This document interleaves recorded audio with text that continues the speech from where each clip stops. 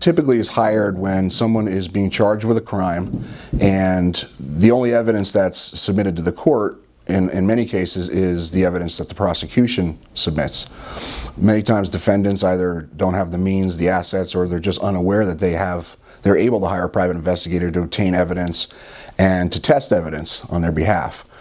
What we can do, if you're a criminal defendant and there's a case filed against you, we can collect evidence that the prosecution either missed or for whatever reason did not include in its case that may exonerate you.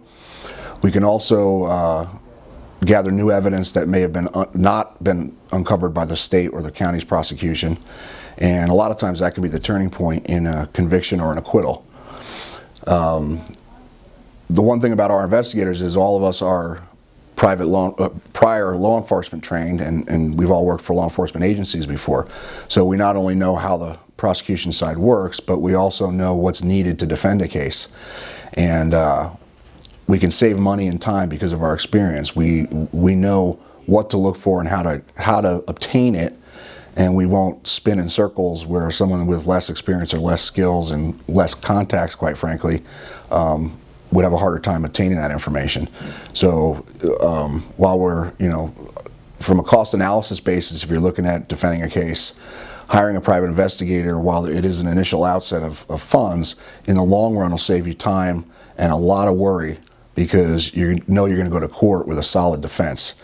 Our investigators all know Fourth Amendment search and seizure law. They're all court experienced. They've all testified in court before. And it's really like it's going into trial with a level of security that you wouldn't have otherwise. We work with the court system. If you are an indigent defendant and you have the public defender assigned, a lot of times the public defender's office can retain us to work for you on your behalf, and the county or state will pay for the cost of your investigation. So we encourage people, if they do have a criminal case, that they don't hesitate to at least contact us and see if there's something we can do to help. And even if you decide not to hire us, a lot of times we can give you suggestions that may point you in the right direction to things that could help you. The difference between criminal and civil is that in a civil context, you're dealing with, in most instances, the recovery of money. But in a criminal context, you're dealing with someone's freedom. And not hiring a private investigator a lot of times can be the difference between walking home from court free at the end of the court hearing or going to jail with handcuffs on.